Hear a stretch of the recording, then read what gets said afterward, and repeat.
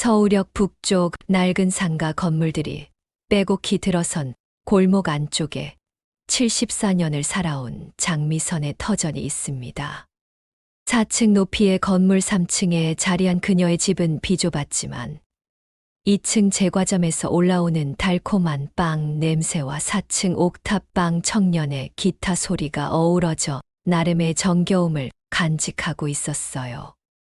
미선은 새벽 5시면 어김없이 일어나 차 한 잔을 끓여 마시는 것으로 하루를 시작했습니다. 창밖으로 보이는 서울역 일대의 풍경은 세월과 함께 많이 변했지만 그녀만큼은 변함없이 이곳을 지키고 있었죠. 젊은 시절부터 중부시장에서 채소 장사를 하며 이 건물을 한 푼씩 모아 샀고 지금은 세입자들과 함께 조용한 노후를 보내고 있었습니다. 하지만 요즘 들어 마음 한구석이 무거웠어요. 한 달에 2~3번씩 들르는 아들 부부의 시선이 예전과 달라진 게 느껴졌거든요. 며느리는 집안을 둘러보며 혀를 차곤 했고 아들은 어머니가 혼자 사는 것에 대해 걱정스럽다는 말을 자주 꺼냈습니다. 엄마, 이제 나이도 있으시고 혼자 계시기엔 위험하지 않을까요? 좋은 요양원을 알아봤는데요.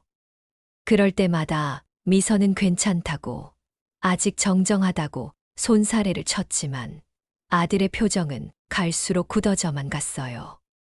며느리 역시 시어머니가 고집을 부린다는 듯한 시선을 감추지 않았습니다. 어느 추운 2월 새벽 평소처럼 차를 끓이고 있던 미선에게 급한 발걸음 소리가 들려왔습니다. 계단을 뛰어오르는 소리가 점점 가까워지더니 2층 제과점에서 일하는 지영이 숨을 헐떡이며 문을 두드렸어요. 할머니, 급한 일이에요. 미선이 문을 열자 지영은 창백한 얼굴로 말을 이었습니다. 아까 아드님 부부가 제과점으로 내려와서 사장님이랑 얘기하는 걸 들었어요. 할머니를 치매 환자로 만들어서 요양원에 강제로 보내려고 한대요. 뭐라고요? 미선의 손에서 찻잔이 떨어질 뻔했습니다. 지영은 더욱 다급하게 설명을 이어갔어요. 의사 선생님한테 돈을 주고 진단서를 받았다고 하더라고요. 오늘 오후에 요양원 사람들이 올 거래요. 할머니가 저항하면 억지로라도 데려간다고. 그 순간 미선의 머릿속이 하얘졌습니다. 평생을 성실하게 살아온 자신이 아들에게 이런 취급을 받다니. 무엇보다 치매라니요. 아직 정신도 말짱하고 몸도 건강한데 말입니다. 지영은 미선의 어깨를 붙잡으며 말했어요. 할머니, 지금 당장 피하셔야 해요. 제가 도와드릴게요. 미선은 떨리는 손으로 가벼운 외투를 걸쳤습니다. 수십 년간 살아온 집을 떠나야 한다는 현실이 믿어지지 않았지만 지금은 다른 선택의 여지가 없었어요. 지영의 손을 잡고 뒷계단으로 향하는 미선의 뒷모습은 쓸쓸했지만 그 눈빛만큼은 굴복하지 않는 의지로 빛나고 있었습니다. 이것은 단순한 도망이 아니라 자신의 존엄을 지키기 위한 싸움의 시작이었어요. 뒷계단을 급히 내려가는 미선의 다리는 바들바들 떨렸습니다. 74년을 살면서 이렇게 도망치듯 집을 나서본 적이 언제였던가요? 지영이 미선의 팔을 붙잡고 조심스럽게 계단을 내려가며 말했어요. 할머니 괜찮으세요? 천천히 가셔도 돼요. 하지만 미선은 고개를 저었습니다. 지금은 천천히 갈 수 있는 상황이 아니었거든요. 건물 앞쪽에서는 이미 아들의 목소리가 들려오고 있었어요. 엄마, 어디 계세요? 엄마. 두 사람은 골목 뒤편으로 몸을 숨겼습니다. 미선은 가슴이 터질 듯 뛰는 것을 느꼈어요. 자신을 찾는 아들의 목소리가 이렇게 무섭게 들릴 줄이야. 지영이 작은 목소리로 물었습니다. 할머니, 어디로 가실 거예요? 미선은 잠시 생각했어요. 갑작스러운 상황에 머릿속이 정리되지 않았지만 한 사람의 얼굴이 떠올랐습니다. 강북에 선옥이가 있어요. 중부시장에서 같이 일했던 친구 말이에요. 선옥은 미선보다 2살 어렸지만 30년 넘게 우정을 지켜온 절친한 친구였어요. 시장에서 함께 고생했던 동료이자 서로의 기쁨과 슬픔을 나눈 사이였죠. 무엇보다 선옥은 세상 물정에 밝고 의리가 있는 사람이었습니다. 지영은 택시를 잡았어요. 택시기사는 외투 하나만 걸친 채 떨고 있는 노인과 다급해 보이는 젊은 여자를 보더니 의아한 표정을 지었지만 별다른 말은 하지 않았습니다. 미선은 창밖으로 스쳐 지나가는 서울의 풍경을 바라보며 복잡한 심정을 추스렸어요. 강북구 수유동에 도착했을 때는 이미 오전 9시가 넘어 있었습니다. 선옥의 집은 낡은 다세대 주택 2층에 있었어요. 지영이 미선을 부축하며 계단을 올라가는데 선옥이 문을 열더니 깜짝 놀랐습니다. 미선아, 이게 무슨 일이야? 선옥은 친구의 창백한 얼굴을 보더니 재빨리 안으로 들어오라고 손짓했어요. 따뜻한 거실에 앉은 미선은 그제야 긴장이 풀렸는지 눈물을 흘렸습니다. 선옥아, 나 어떻게 해야 할지 모르겠어. 미선은 지영과 함께 아들 부부의 음모를 상세히 설명했어요. 치매 진단서 위조, 강제 요양원 입소, 그리고 오늘 오후에 예정된 강제 연행까지. 이야기를 다 들은 선옥의 얼굴이 점점 굳어졌습니다. 이 못된 새끼들이 어떻게 자기 엄마한테 이럴 수가 있어. 선옥은 주먹을 불끈 쥐었어요. 평소 온화한 성격이었지만 친구가 억울한 일을 당하는 것을 보고는 참을 수가 없었거든요. 미선아, 너 혼자 끙끙 앓지 마. 이건 법적으로 따져봐야 할 일이야. 법적으로요? 그래, 내가 아는 변호사가 있어. 돈 없고 힘없는 사람들 편에서 일하는 분이야. 며칠 뒤 선옥은 약속을 잡았다며 미선을 데리고 을지로의 한 법무법인으로 향했습니다. 오래된 건물 3층에 자리한 사무실은 크지 않았지만 정갈하고 따뜻한 느낌이었어요. 한태준 변호사는 50대 초반의 중견 변호사로 첫인상부터 믿음직했습니다. 어르신, 편하게 앉으세요. 선옥 씨한테서 대략적인 얘기는 들었습니다. 한 변호사는 미선의 이야기를 차근차근 들었어요. 때로는 고개를 끄덕이고 때로는 심각한 표정을 지었습니다. 이야기를 다 들은 후 그는 단호하게 말했어요. 어르신, 이건 단순한 가족 갈등이 아닙니다. 명백한 범죄 행위예요. 미선의 눈이 커졌어요. 범죄라니, 아들이 설마 그런 일을. 한 변호사는 메모지에 뭔가를 적으며 설명을 이어갔습니다. 위조된 진단서로 강제 입원을 시키려 한 것. 이건 사기죄와 감금죄에 해당할 수 있어요. 게다가 어르신 동의 없이 재산을 처분하려 했다면 배임죄까지 추가될 수 있습니다. 미선은 가슴이 답답해졌어요. 자신의 아들이 범죄자가 될 수도 있다는 현실을 받아들이기 어려웠거든요. 하지만 한 변호사는 따뜻하면서도 확고한 목소리로 말했습니다. 어르신, 지금 중요한 건 어르신의 안전과 권리를 보호하는 거예요. 우선 응급조치부터 시작해야겠습니다. 사무실을 나서는 미선의 발걸음은 올 때보다 훨씬 가벼웠어요. 혼자가 아니라는 것, 자신을 도와줄 사람들이 있다는 것만으로도 큰 힘이 되었습니다. 선옥이 미선의 어깨를 토닥이며 말했어요. 미선아, 이제 걱정 마. 우리가 함께 싸워나가자. 한태준 변호사의 사무실에서 나온 다음 날 아침, 미선은 선옥의 집에서 조용한 새벽을 맞았습니다. 하지만 마음은 결코 평온하지 않았어요. 어젯밤 내내 뒤척이며 아들의 얼굴을 떠올렸거든요. 언제부터 그 아이가 자신을 이렇게 보게 되었을까요? 오전 9시 한 변호사에게서 연락이 왔습니다. 어르신, 지금 당장 은행에 가셔야 합니다. 시간을 끌면 안 돼요. 무슨 일인지 묻는 미선에게 한 변호사는 긴급한 목소리로 설명했어요. 아드님이 어르신 통장으로 이미 몇 차례 돈을 빼간 흔적이 있어요. 지금 즉시 계좌 지급 정지 신청을 해야 합니다. 선옥과 함께 은행으로 향한 미선의 심정은 복잡했어요.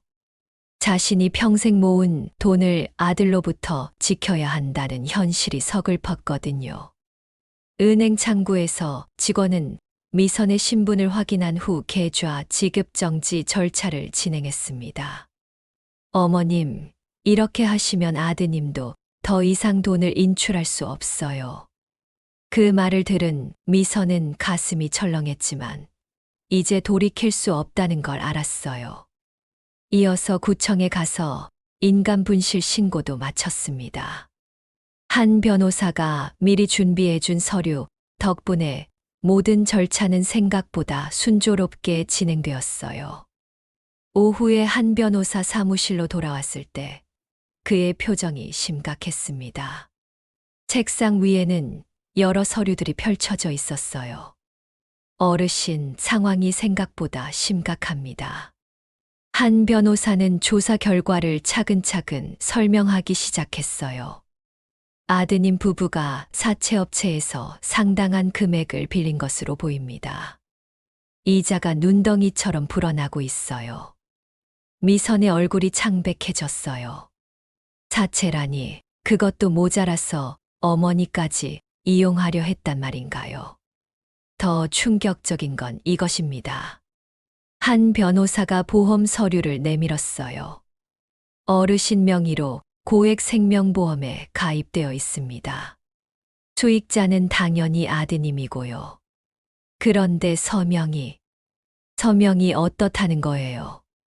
필적 감정을 의뢰해봐야 정확하겠지만 어르신의 평소 서명과 상당히 다릅니다. 위조 가능성이 높아요. 미선은 의자에 털썩 주저앉았어요. 아들이 자신을 요양원에 보내려 한 이유가 이제야 명확해졌거든요. 치매 환자로 만들어서 재산을 빼앗고 생명보험까지 타내려 했던 거예요. 선옥이 미선의 손을 꽉 잡으며 말했어요. 미선아, 이제라도 알게 된 게 다행이야. 늦지 않았어. 한 변호사도 고개를 끄덕였습니다. 어르신, 지금부터가 진짜 싸움의 시작입니다. 하지만 걱정하지 마세요. 증거는 충분히 확보했으니까요.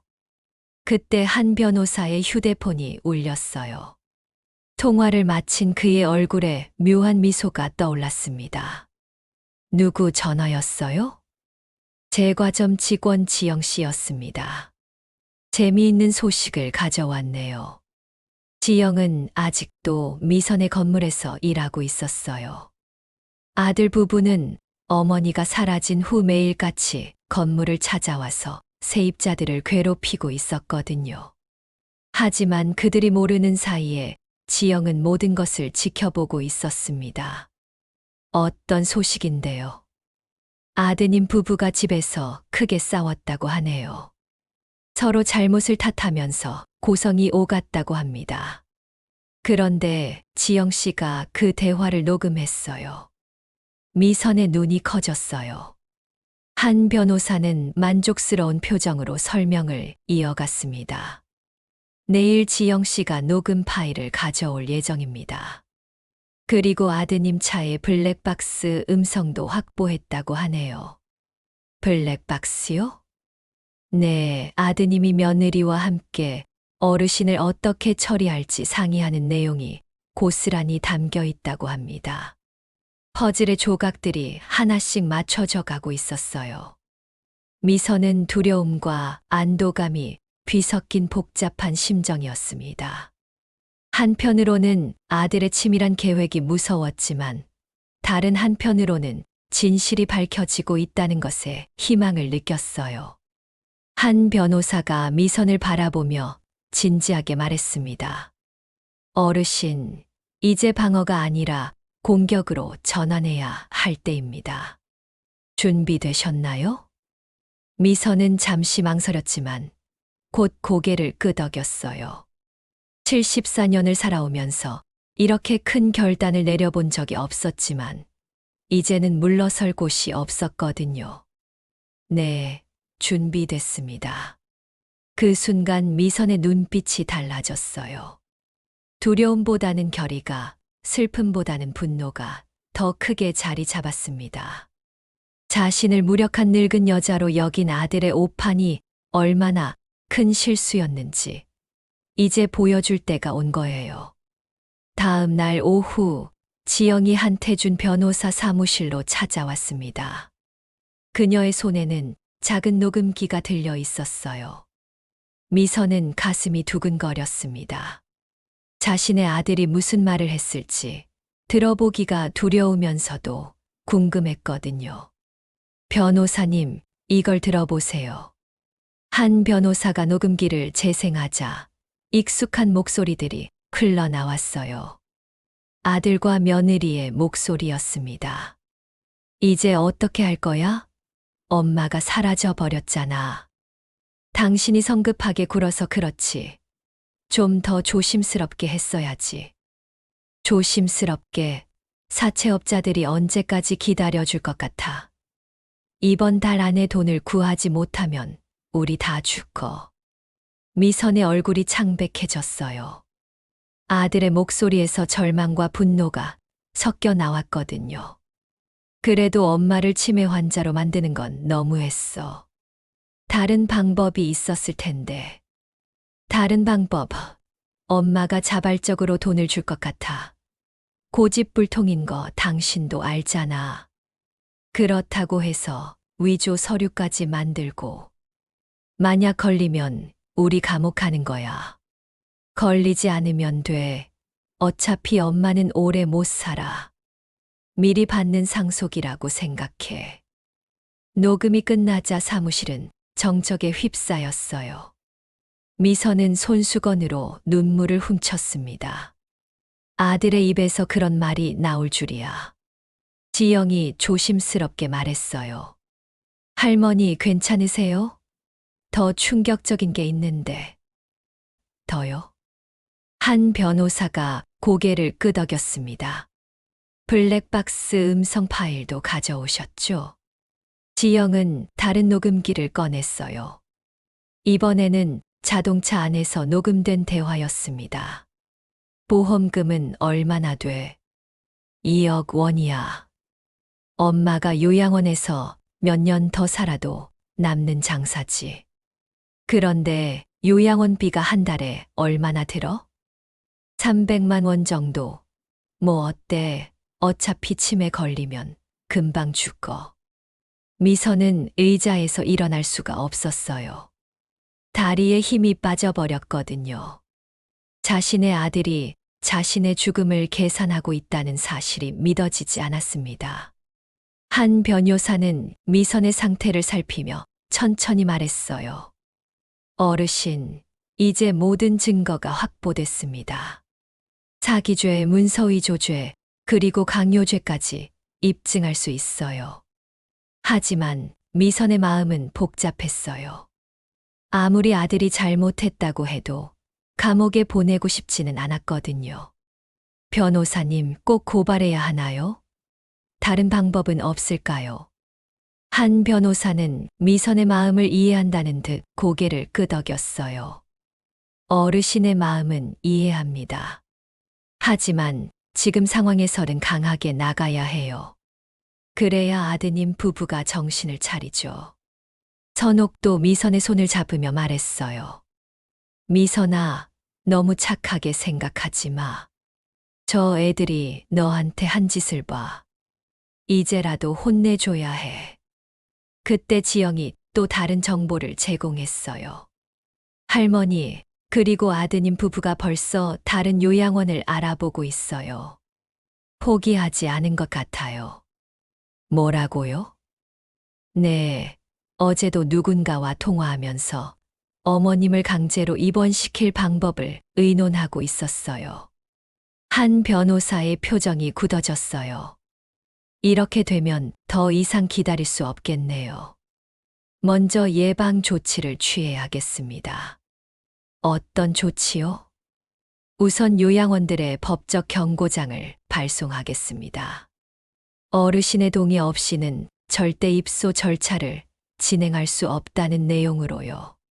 그리고 한 변호사는 더 강력한 카드를 꺼내들었어요. 아드님 부부 재산에 대한 가압류 신청도 준비하겠습니다. 사기 혐의로 수사가 진행될 수 있다는 점을 근거로 해서요. 가압류요? 네, 그들이 가진 재산을 동결시키는 거예요. 그러면 더 이상 도망갈 수도, 재산을 숨길 수도 없어요. 미선은 한 변호사의 계획을 들으며 놀라움을 감추지 못했어요.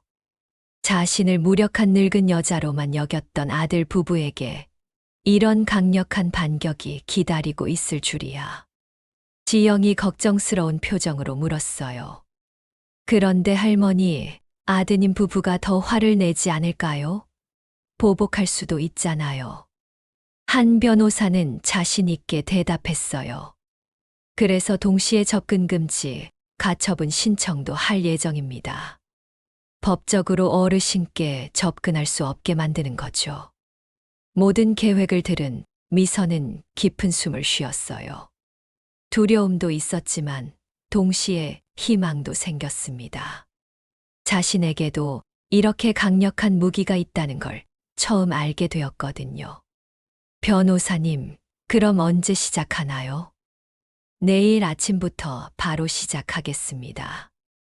어르신, 이제 진짜 전쟁이 시작됩니다. 미선은 고개를 끄덕였어요. 74년 만에 처음으로 자신의 권리를 위해 싸울 준비가 된 거였습니다. 아들에게 당하기만 했던 나약한 어머니가 아니라 당당한 한 인간으로서 맞서는 거예요.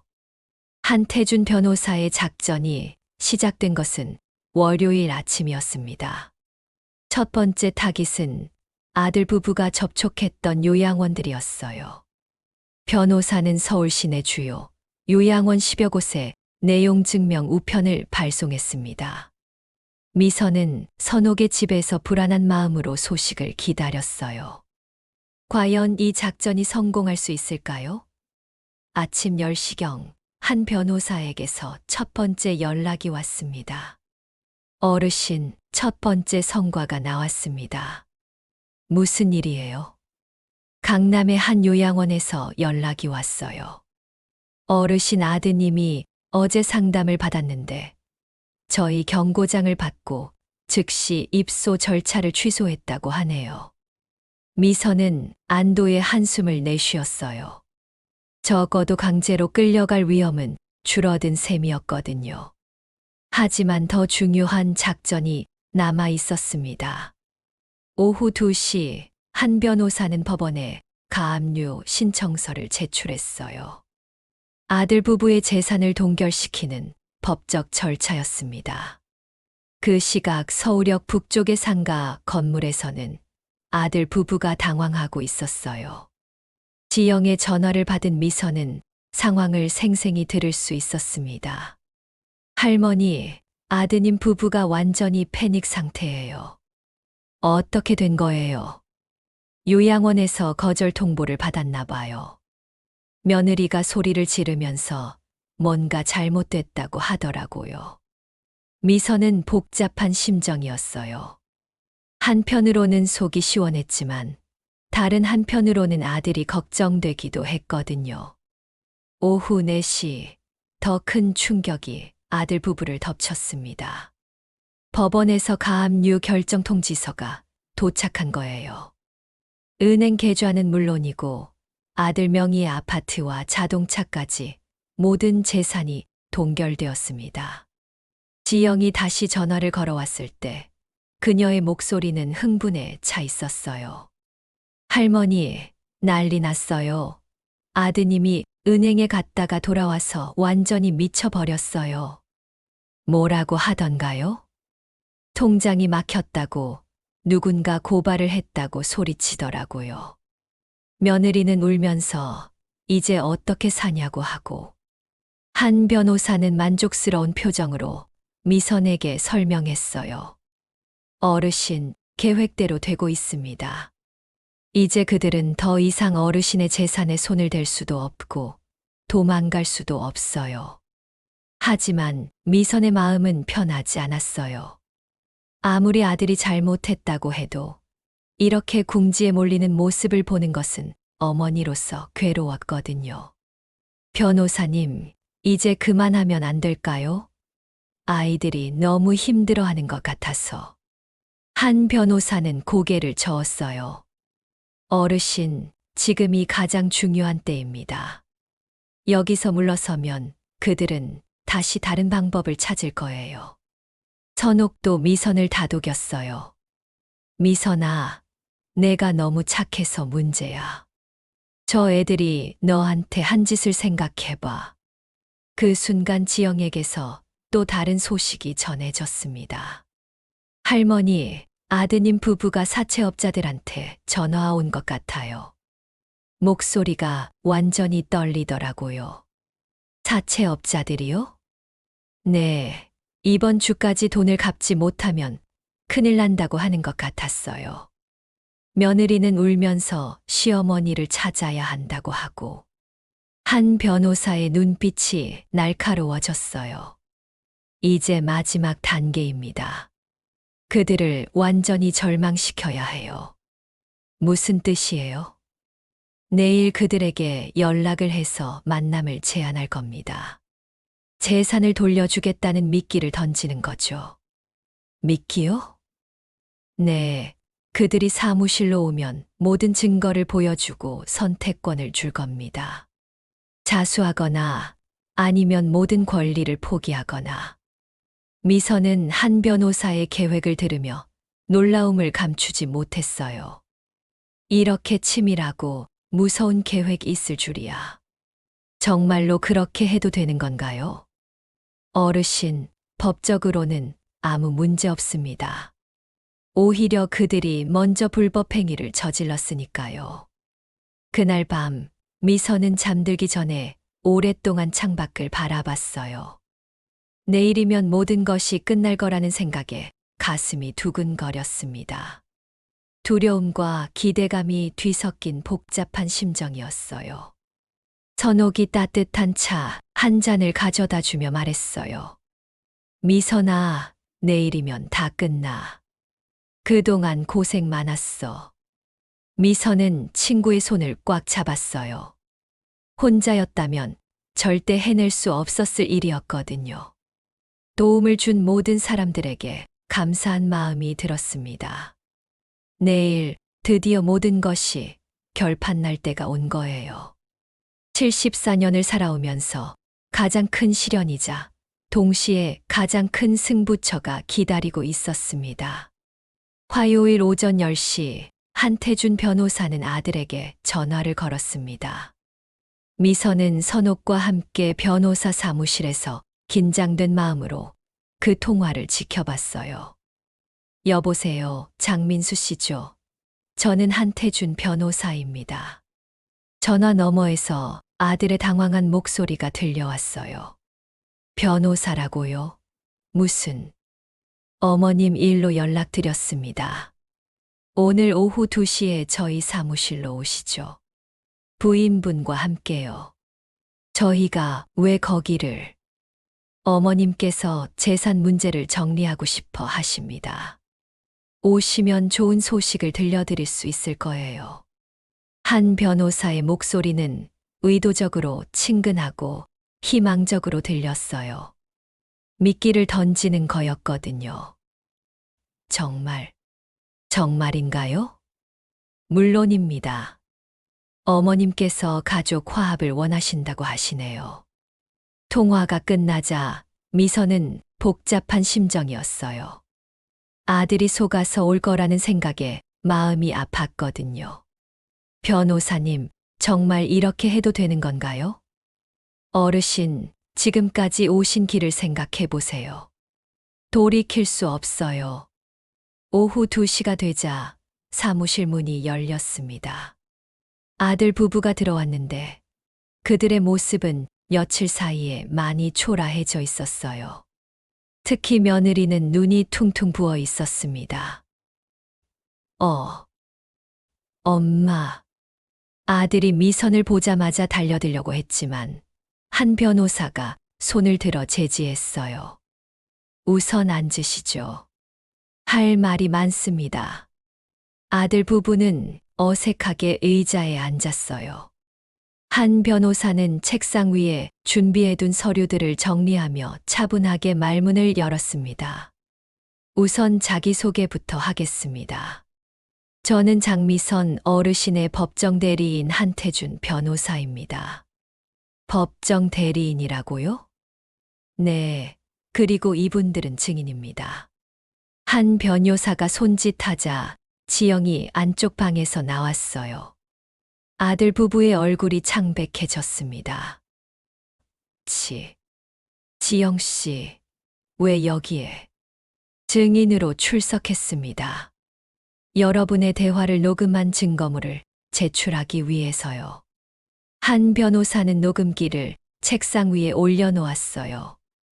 아들 부부는 서로를 바라보며 당황했습니다. 이제 본격적으로 이야기해보죠. 한 변호사는 서류 뭉치를 펼치기 시작했어요. 첫 번째, 위조된 정신과 진단서입니다. 장민수 씨, 이 서명이 본인 것인가요? 아들은 대답할 수 없었어요. 손이 바들바들 떨렸거든요. 두 번째, 어머님 명의로 위조 가입된 생명보험 계약서입니다. 수익자가 본인으로 되어 있네요. 며느리가 울먹이며 말했어요. 저희가 그럴 수밖에 없었어요. 빚이 너무 많아서. 빚이요? 사채업체에서 빌린 5천만 원 말씀인가요? 아들 부부는 완전히 얼어붙었어요. 변호사가 모든 걸 알고 있다는 것을 깨달은 거였거든요. 세 번째, 어머님을 강제로 요양원에 입소시키려 한 계획서입니다. 블랙박스에 녹음된 대화 내용이죠. 한 변호사가 재생 버튼을 눌러요. 차 안에서 나눈 대화가 사무실에 울려 퍼졌습니다. 보험금은 얼마나 돼? 2억 원이야. 엄마가 요양원에서 몇 년 더 살아도 남는 장사지. 며느리가 눈물을 흘리며 고개를 숙였어요.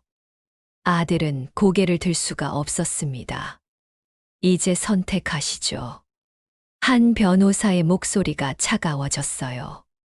첫 번째 선택, 모든 사실을 인정하고 자수하십시오. 그러면 어머님께서 선처를 호소하실 겁니다. 두 번째 선택은 뭐예요? 두 번째는 이 서류에 서명하는 겁니다. 한 변호사가 새로운 서류를 내밀었어요. 어머님에 대한 모든 재산권과 상속권을 포기하고 향후 일절 접근하지 않겠다는 각서입니다.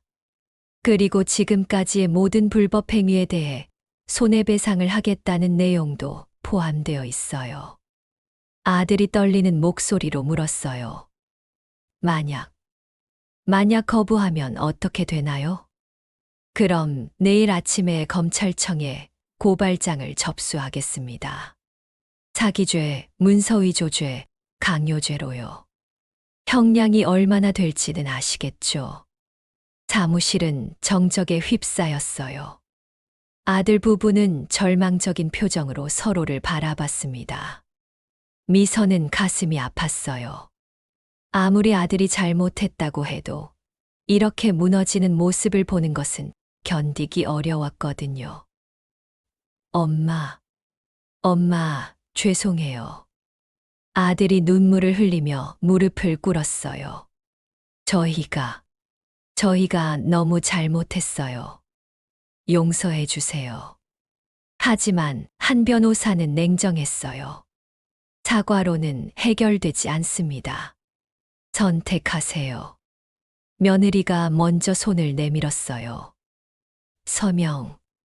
서명할게요. 시어머님께 너무 죄송해요. 아들도 결국 고개를 끄덕였어요. 저도 서명하겠습니다. 한 변호사가 펜을 내밀자 아들 부부는 떨리는 손으로 서명을 했어요. 그 순간 미선은 복잡한 감정에 휩싸였습니다. 승리한 것 같으면서도 동시에 무언가를 잃은 것 같은 기분이었어요. 이제 끝났습니다. 한 변호사가 서류를 정리하며 말했어요. 향후 어머님께 일절 접근하지 마십시오. 이 약속을 어기면 법적 조치를 취하겠습니다. 아들 부부는 고개를 숙인 채 사무실을 나갔어요. 문이 닫히자 미선은 한참 동안 말이 없었습니다. 74년 만에 처음으로 자신의 권리를 지켜낸 순간이었지만 기쁘기보다는 허무했어요. 아들 부부가 사무실을 나간 후 미선은 한참 동안 창밖을 바라보며 말이 없었습니다.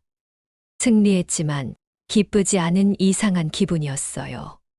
한태준 변호사가 조심스럽게 말을 건넸습니다.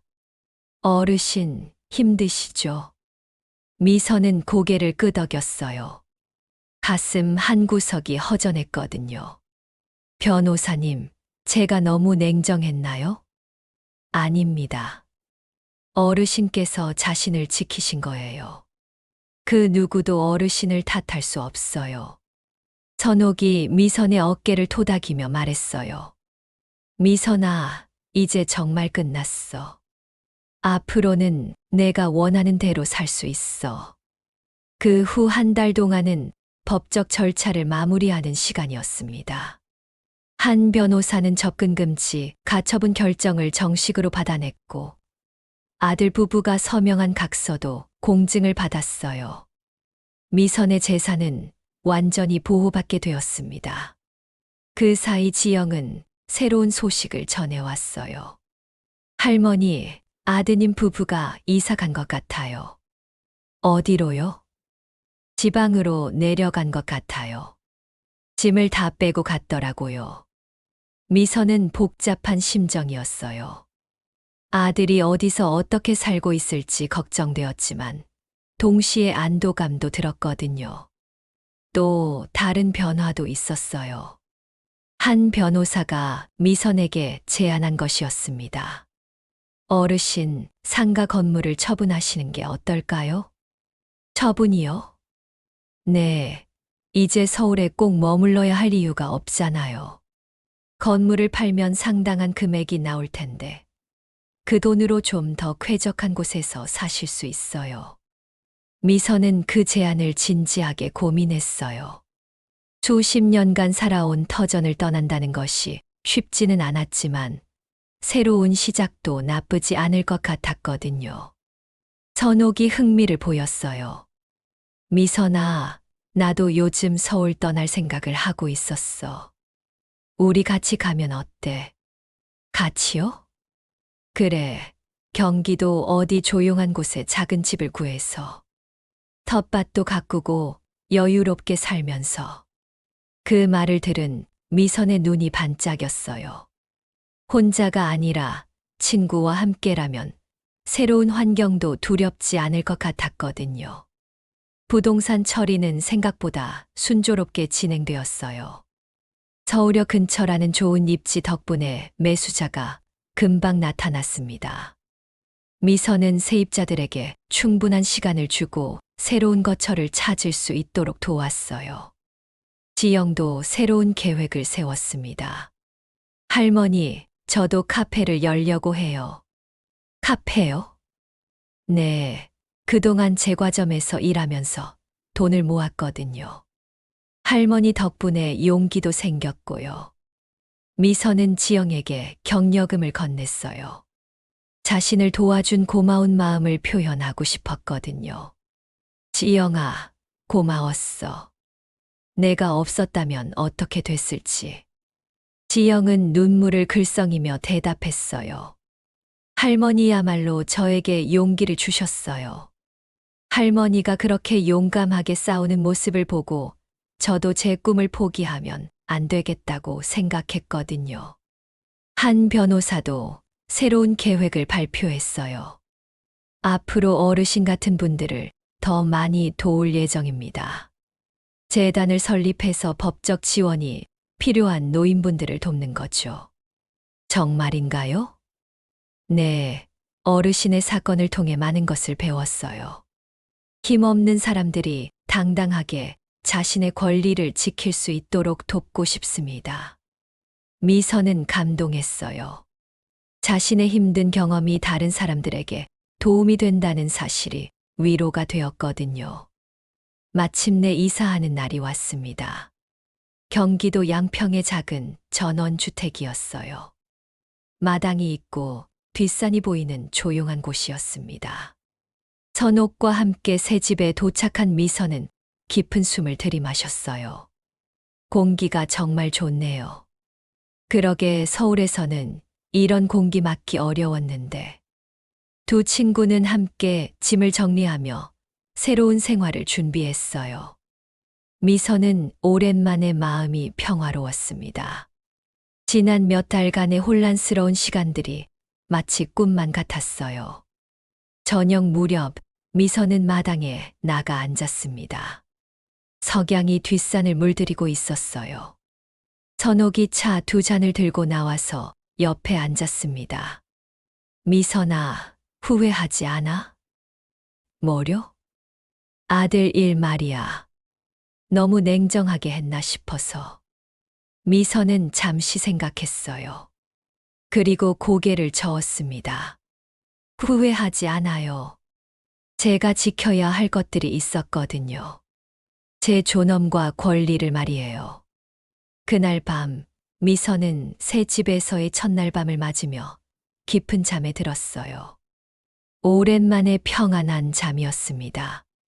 미래에 대한 두려움보다는 기대감이 더 컸거든요. 이제 정말로 자신만의 노년이 시작되는 거였어요. 경기도 양평의 전원주택에서 반년이 흘렀습니다. 미선의 새로운 일상은 놀라울 정도로 평온했어요. 매일 아침 6시에 일어나 마당에 나가 텃밭을 돌보는 것으로 하루를 시작했습니다. 텃밭에는 상추, 깨십, 토마토, 오이가 무럭무럭 자라고 있었어요. 미선은 흙을 만지며 식물들이 자라는 모습을 보는 것만으로도 마음이 치유되는 것을 느꼈습니다. 선호가 토마토 좀 봐. 정말 잘 익었네. 선옥도 텃밭 가꾸기에 푹 빠져 있었어요. 두 친구는 매일 아침 함께 밭일을 하고 오후에는 동네를 산책하며 시간을 보냈습니다. 미선아, 우리가 이렇게 여유롭게 살 줄 누가 알았겠어. 정말 그래요. 예전에는 상상도 못했는데. 동네 사람들과의 관계도 좋았어요. 양평의 작은 마을 주민들은 서울에서 온 두 할머니를 따뜻하게 맞아주었습니다. 특히 옆집 할머니 박순자 씨와는 금방 친해졌어요.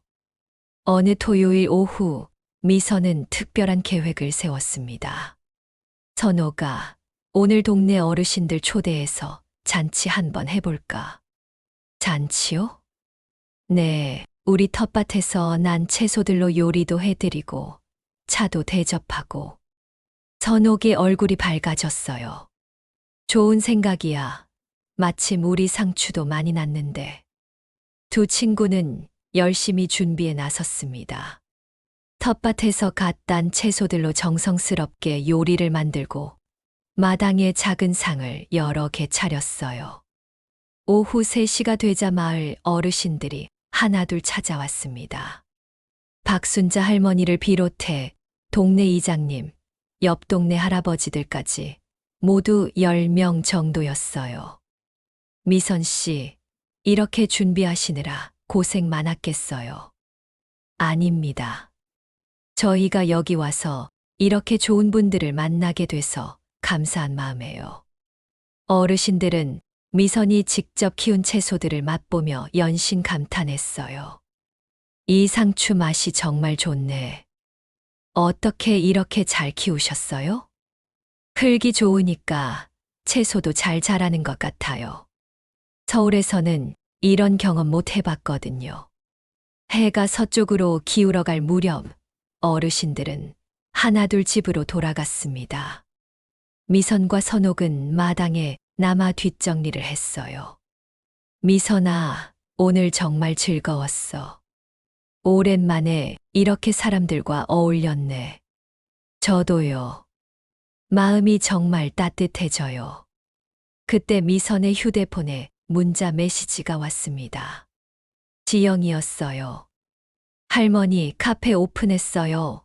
할머니 덕분에 용기 내서 꿈을 이룰 수 있었어요. 정말 감사해요. 미선은 미소를 지으며 선옥에게 메시지를 보여줬어요. 지영이가 카페를 열었대요. 정말 그 착한 아이가 꿈을 이뤘네. 기특해라.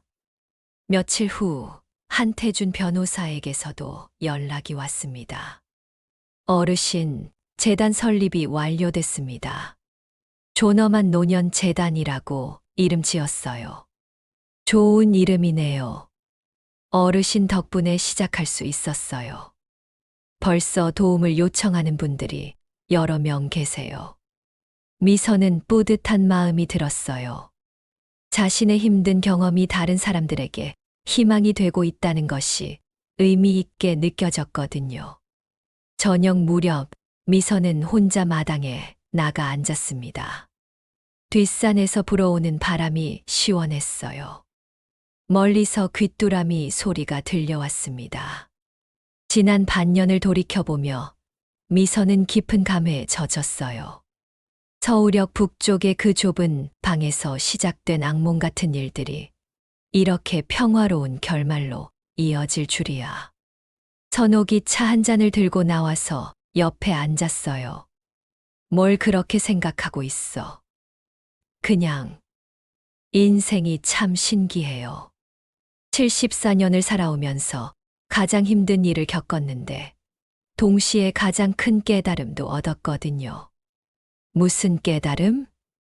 미선은 잠시 생각하더니 천천히 말했어요. 나이가 들었다고 해서 무력한 게 아니라는 것. 그리고 내 노년의 주인은 나라는 것.